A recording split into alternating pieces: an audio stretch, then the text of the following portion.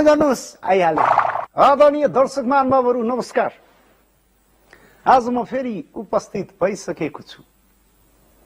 मैले जीवनमा 20,000 मानिससँग गरिएको कुराकानीमा उहाँहरूका अन्तर्मनलाई टकटकाएर मनोभावनाहरू बाहिर निकालेका कुरा त सर्वविविधै छ। मैले आजसम्म असामान्य काम गरेर असामान्य नाम कमाएका व्यक्तिहरूसँग गरेका कुराकानी तपाईहरुको माझमा पेश गरेको छु।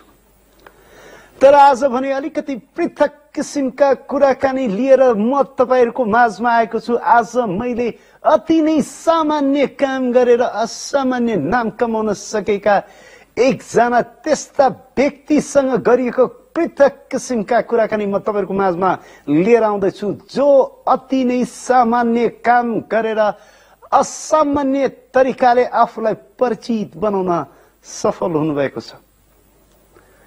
उहाँ हुनुहुन्छ अति सामान्य मन्त्रालयका मन्त्री श्री लालजी।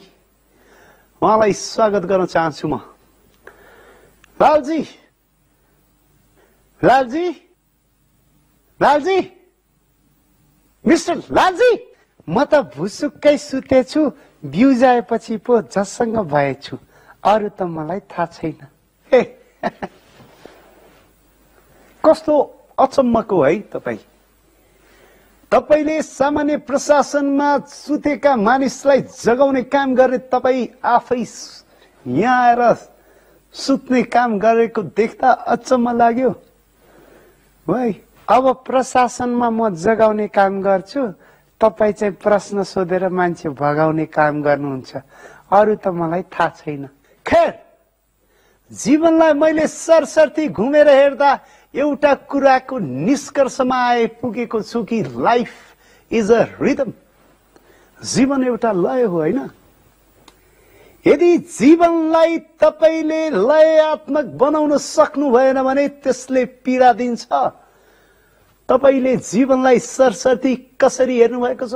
जीवन के हो त्यो त मलाई थाहा छैन है। म तपाईलाई एउटा प्रश्न गर्न चाहन्छु के जीवनमा तपाईले अनगिन्ती माइल्सहरुको यात्रा गर्नुभयो होला। You might have traveled miles and miles in your life. But I would like to ask you कि जीवनमा तपाईले आफ्नो जहाँबाट सुरु गर्नुभएको थियो आज सामान्य प्रशासनसम्म आइपुग्दाको यो यात्रा तपाईलाई कस्तो लागेको छ? यो यात्रा अब म बस चढेको होइन, गाडी चढेको होइन, साइकल चढ्न आउँदैन, मोटरसाइकल चलाउन सक्दिन, कहाँदेखि कहाँ पुगे भन्ने कुरा मैले नापेको छैन। अब यो जिन्दगी भनेको यात्रा हो कि यात्रा हो त्यो त मलाई थाहा छैन। जीवन वास्तवमै भन्ने हो भने संघर्षपूर्ण छ नि। तपाईले जीवनको यात्रा जहाँबाट सुरु गर्नुभयो अहिले सामान्य प्रशासनसम्म आइपुग्दाखेरि तपाईले जीवनको यो यात्रालाई कसरी लिनु भएको छ? कतिको गाह्रो छ यो यात्रा? अब काम भनेकै गाह्रो हुन्छ। पानी धेरै भयो भने गिलो, कम भयो भने भात सारो हुन्छ। मलाई गाह्रो सारो थाहा छैन। हैन, नास्तामा के खानु भएको छ तपाईले? मैले सोधेका प्रश्नका सीधा जवाफ पाउनको निमित्त मैले के गर्नु पर्ला? सीधा जवाफ दिनुस् न। अब शनिबार प्रशासन बिदा हुन्छ, आइतबार बिदा हुँदैन। प्रश्न जहिले सीधा हुन्छ, उत्तर कहिले सीधा हुँदैन। त्यो बाहेक अरु मलाई केही थाहा छैन। Sir, will you please concentrate? I am asking you something. Asking you. अब something, anything, anything बजारमा नक्कली नोट चल्दैन, प्रशासनमा नेपाली बोल्छ, अंग्रेजी बोल्दैन, अरु त मलाई थाहा छैन।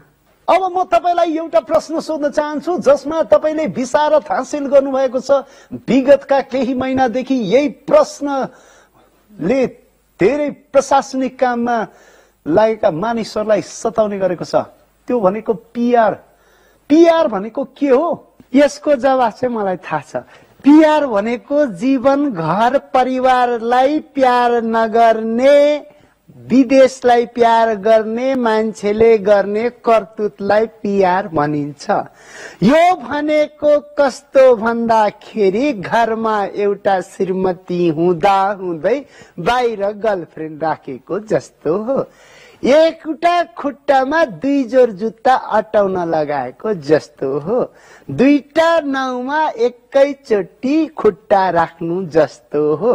यो पिआर भनेको राजनीतिक, सामाजिक, सांस्कृतिक रूपमा बहिष्कृत गर्नुपर्ने आपराधिक क्रियाकलाप हो। जसले देशलाई माया गर्दैन, विदेशलाई माया गर्छ, त्यसले गर्ने आपराधिक गतिविधिलाई पिआर भनिन्छ। एउटा ठाउँमा काम गर्ने, अर्को ठाउँमा माम खाने, अर्को ठाउँमा नाम कमाउने काम गर्नेलाई पिआर भनिन्छ। पिआर आफ्नो देशलाई प्यार नगर्ने, विदेशलाई प्यार गर्ने र विदेशबाट नै धेरै कुरा गर्न खोज्ने मान्छेलाई हामी पिआर लिएको भन्छौं। आफ्नो देशको नागरिकतालाई तक्यामुनि च्याप्ने र विदेशको नागरिकतालाई छातीमा राखेर हिँड्ने मान्छेले गर्ने क्रियाकलापलाई पिआर भनिन्छ।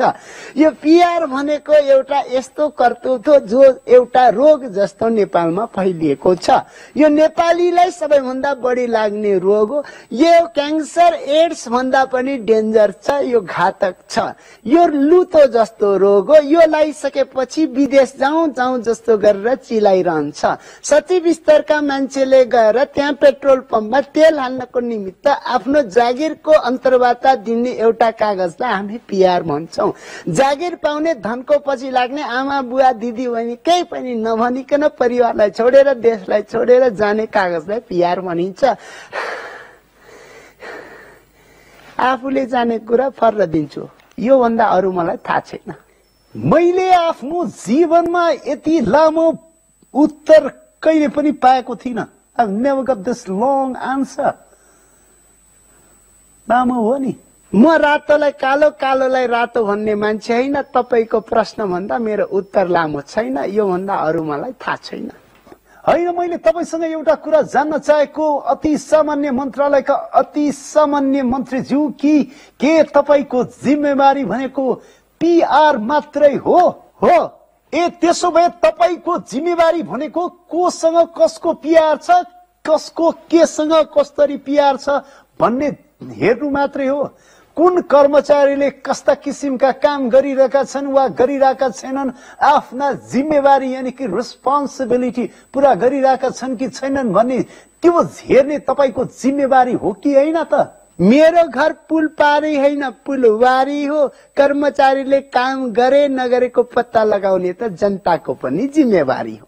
म हुँ यारो का यार, मलाई थाहा छ त कोसँग छ कोसँग छैन, मात्र पिआर, अरू त मलाई थाहा छैन। अनि अति सामान्य मन्त्रालय सम्हालेर बस्नुभएका तपाई जिम्मेवार व्यक्तिलाई त यो थाहा होला नि कि तपाईका मन्त्रीहरूसँग पनि विभिन्न ठाउँका, विभिन्न देशका पिआरहरू छन्। त्यसमा तपाई के भन्नुहुन्छ?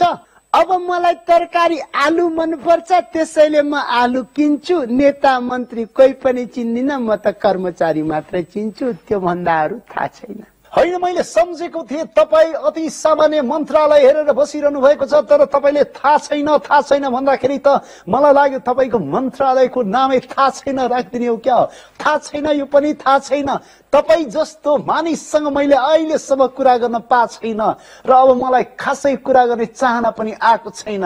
आजलाई यति नै तपाईँसँग भेट भएर मलाई खासै खुसी भएको अनुभूति चाहिँ भएको छ नै भन्नुपर्छ। कार्यक्रमको बाध्यता हो। हस् त, आइदिनु हो।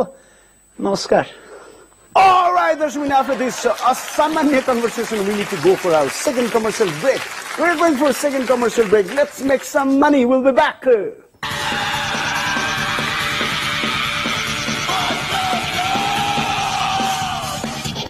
Hello and welcome back to What the Flop. All right, welcome back to What the Flop. Thank you very much, ladies and gentlemen. Thank you very much. दर्शकबिन, एउटा अर्को खुसीको खबर। मेलम्ची, यस्तै मेलम्ची जसको खाने पानीको कुरा हाम्रो भट्टराई सरले पनि गर्नुभएको थियो। महान नेताजी भट्टराई सर। अब चाहिँ बोलेजीको पारी चाहिँ आउँछ जी। अब काठमाडौँमा बेलेजीको पारी आउँछ भनेर मैले पुरै विश्वास गरेको छु भनेर उहाँले माथिबाट अझै पनि हेर्दै हुनुहुन्थ्यो होला। यस, हामी बच्चा हुँदाखेरि सुन्दै आएको मेलम्चीको खाने पानीको पाइपलाइन जुन 672 किलोमिटर लमसम छ, त्यसको 40% पाइप बिछाउने काम सकिएको छ। ग्रेट, एकचोटि ताली बजाऊ यार। अब बाँकीको 60% कहिले बिछ्याइने हो त्यो चाहिँ भन्न सकिँदैन। त्यो 40% जुन बिछ्याइएको छ त्यसबाट पानी आउँछ जस्तो लाग्यो तपाईँलाई? हावा पनि आउँछ भनेर म भन्न सकिनँ। जस 40% चाहिँ बिछ्याएछन्, ठिकै छ। बाँकी 60% हाम्रो पनातिको पालासम्म बिछाउँछन् कि भन्ने कुरामा म विश्वस्त छु। अर्को खबर के भन्दाखेरि अमलेशगञ्ज र रक्सोलको बीचमा भएको पेट्रोलियम पाइप बिछाउने कुरामा सन्धि भएको छ र हस्ताक्षर पनि भयो। गजबको कुरा भएको छ, गजबको राम्रो खबर आइरहेछ। यस, यो सन्धि र यो हस्ताक्षरलाई चाहिँ स्वर्ण लिपिबद्ध गरेर बडा सुरक्षित तवरले एकदम महत्त्वपूर्ण दस्तावेजको रूपमा सुरक्षित राख्नुपर्छ। यस, त्यो दस्तावेज मात्रै हो। पाइप बिछाउने कुरा कागजमा लेखियो, वास्तविकतामा ओछ्याइन्छ ओछ्याइँदैन केही पनि भन्न सकिँदैन। आफ्नै ठाउँमा पानी त ल्याउन सकेको छैन, अब रक्सोलबाट पेट्रोलबाट पाइप अलि अपत्यारिलो कुरा भन्न पर्ने। ठिकै छ। त्रिभुवन विमानस्थलको भन्सारमा 34 कर्मचारी मध्ये 30 कर्मचारी अनुपस्थित। अरे यार, यो 4 कर्मचारी किन आए त्यो दिन? खास रुटिन थियो होला, कुन बेला कुन सामान आउँछ भन्ने कुरा 4 जनालाई थाहा हुन सक्छ। त्यसकारण ती 30 जना 4 जना मात्रै उपस्थित। यो कस्तो अफिस हो यो? ठिकै छ, म के भन्न चाहदिनँ यार। 34 जना 30 जना एब्सेन्ट भए पनि चल्ने अफिस रहेछ, त्यसपछि 4 जनाले चलायो है भने दर्शकबिन यो बुझ्दा नबुझ्दै यो कार्यक्रम सकिने बेला भइसकेको छ। Time to say tata, bye bye.